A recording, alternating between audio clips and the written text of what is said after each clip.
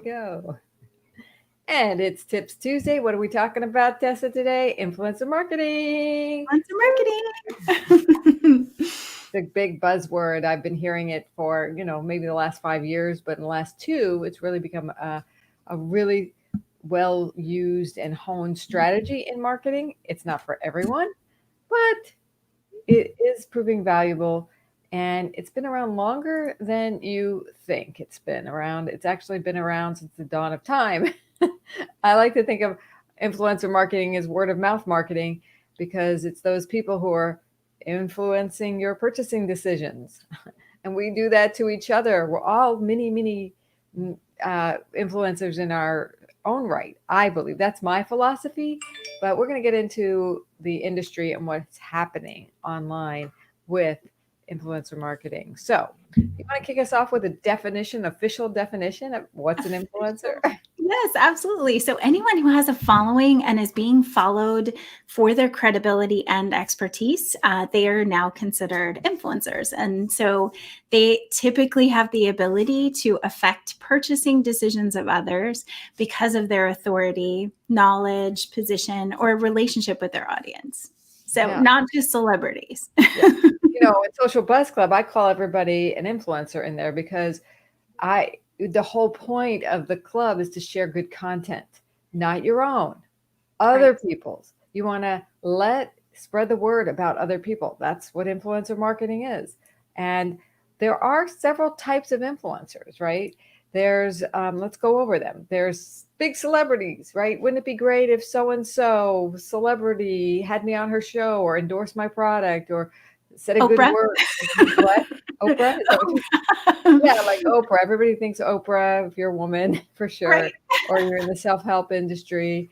If you're in the nutrition industry, you want a big celebrity, who works out, like, the Bowflex, they got big celebrities in. That was good. It's true. And so, but the thing is, if your product is very niche based, celebrities can be very expensive for very little return, right? Mhm. The conversion doesn't happen. Why? Because the celebrity's audience is much larger and not niched, not, Mhm. in marketing, we're always talking about focus on your niche. And so it's not usually the best unless you're a big brand, or bigger brand and you have the money to spend. Plus, did you know that if you have content that's put out by a celebrity, in their contracts, they often have the right to remove your content from I their did not Instagram. know that. Laura just told me that today. I did not know that. So I guess you have to know what your contract says with any of the influencer marketing Yep. personalities that you're working with anyway. Yep. Having some lighting. You're seeing the flickering? Oh, that's so Oh funny. no, Just gonna turn off that light because that is it's a it's party trying to and say I'm a that's celebrity. it's a party. There's a like paparazzi Yeah, snapping the shots. paparazzi. We'll just use less lighting. Oh well. We got the strobe effect going on. Right. Right. Oh All my right. God. So let's go through what are the other three types of influencers we're going to talk about today and Well, I different. don't know. Did you say how much a sponsored post from Kylie Jenner is? Because I thought that was really interesting. Yeah, it's been said that Kylie Jenner, for example, is a celebrity, and Kylie's both a internet celebrity and a movie celebrity, in the entertainment field. So they charge, like, they can charge up to $1 million a post So for insane for a social media post that that can I be just taken down about you. But hey, if you have a spare million in your marketing budget, it might work. It might be a good thing. I'm not even saying it's a good use of your money because again, the converting power ain't really there with celebrities. But if you've had a really good go of it and somebody wants to shout out here online, let us know if you've had a great influencer marketing experience. The next level down is macro influencers. Those are the ones with around 350 to 950 a million followers. They've grown it over the years. They have niche content. They really do focus on more of a niche, a specific market. So they're a bit more targeted. They may be slightly diverse, but um, you'll get more bang for your buck with them typically if you are looking for conversions. So the goal may not be converting to a sale. It could be something else. So if that's the case, then we will take a look. That's what we do, is we take a look at your goals, and we'll talk about how to do this and match you with the right type of influencer. There's micro influencers. You want to talk about them?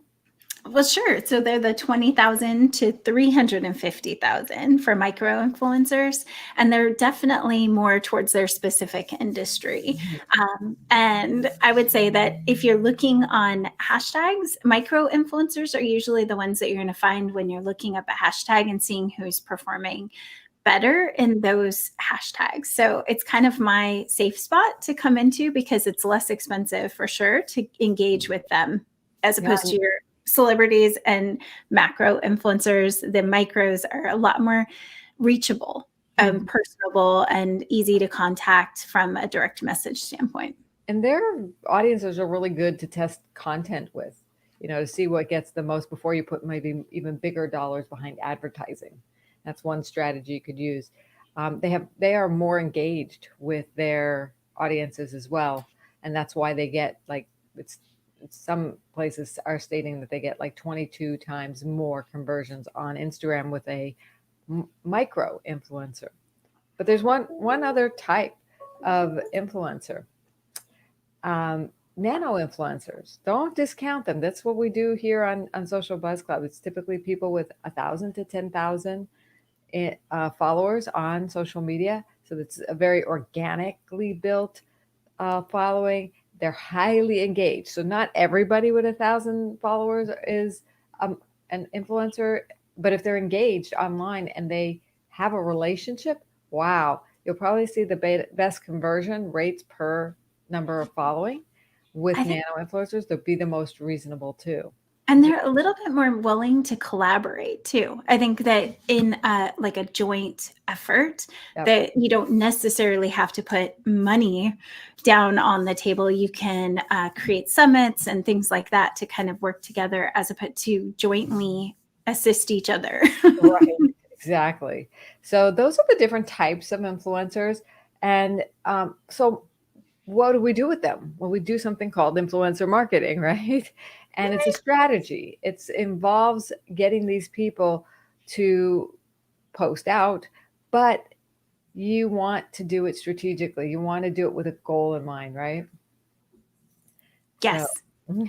so how do you do this influencer marketing? Well, a basic way is to do Social Buzz Club. You can become an influencer, and you give influence and you get influence. It's a reciprocal content sharing type of influencer marketing. Okay.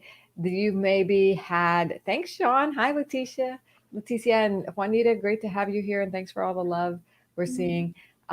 And like Sean's saying, absolutely, you want to have the strategy and you want to be able to engage your audience more by being collaborative, right? So if I always like to say, what's better than sharing your content or you sharing your own content? It's somebody else sharing your content, and that's the value of an influencer.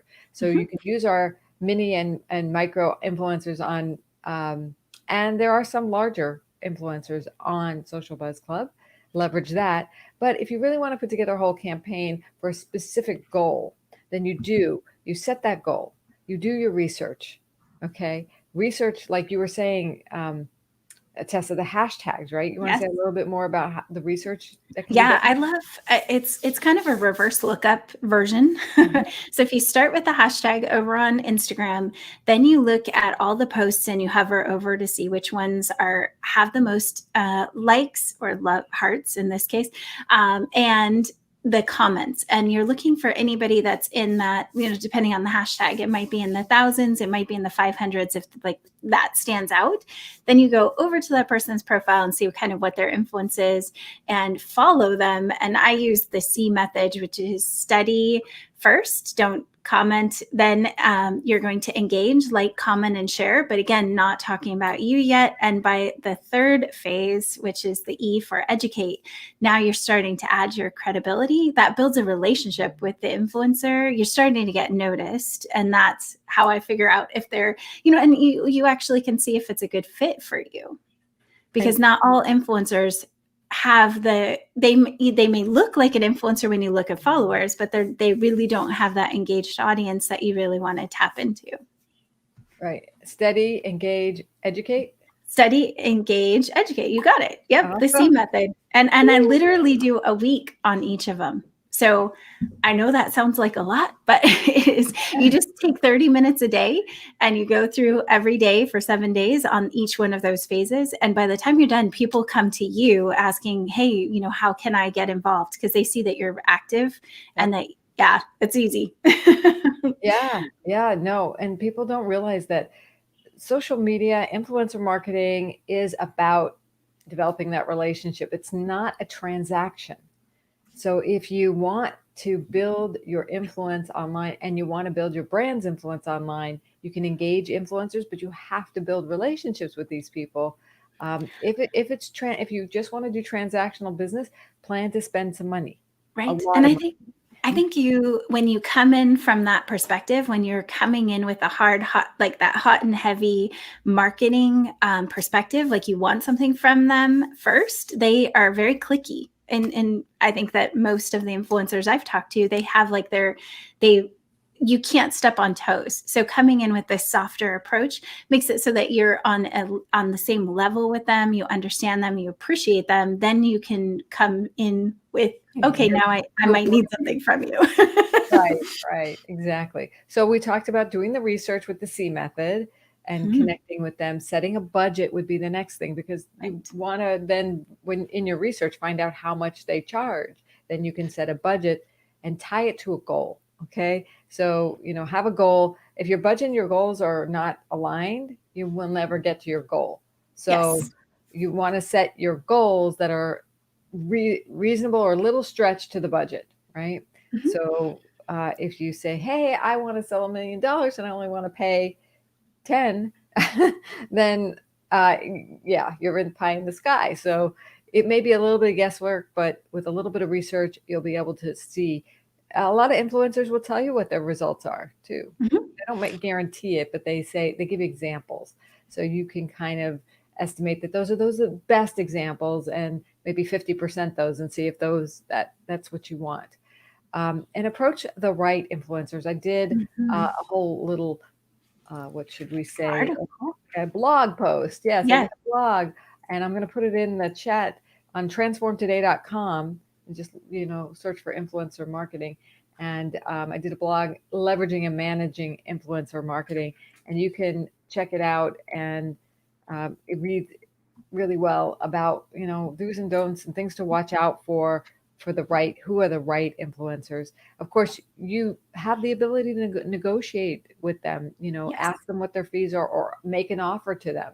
And you don't want to be insulting. So if you don't know what to offer that they would jump at the chance to, that you're willing to pay, then find out what their typical fees are, and you can negotiate back and forth. What's going to be the value of that? Because they might create the content, you might create the content. What else can you negotiate in a influencer marketing? Well, I think what you said about how long the posts stay up, that's important. In your contract, does it say that they are going to leave it up indefinitely? Are they going to post something in a newsletter?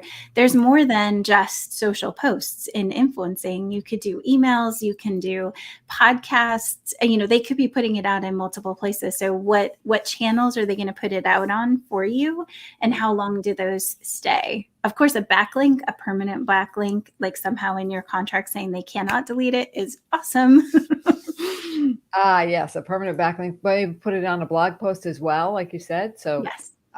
It's really, really a great idea to be able to get the value, as much value as you can, and even a personal introduction. I've made influencer marketing deals with people, and some of that is to personally introduce them to influencers in their field, or who connect and leave it up to them, but they would have never met those people. So And yeah, that's a good point. Like LinkedIn is a great place for that to happen too. We talk about Instagram being the only place, but you can be an influencer on just about any platform. Now, the newest one coming up, which is Clubhouse, right? Yep, we'll talk about Clubhouse next week. Yeah. So those types of things. I mean, really, you just have to, it's a conversation, and you're going to build value like open the door. When you build a relationship with the C too, you're also building that conversation. Maybe you ask them, hey, well, how does your influencer program work? There's also software that can help you find what people are available, what influencers are available, where there is a budget, like they have numbers on there.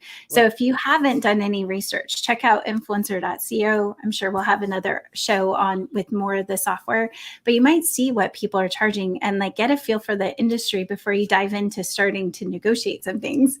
See what Yeah. these people are putting out there for publicly being available for these influencer opportunities, and then you can create something custom for your situation. Right. And after you've negotiated, you're going to create a campaign.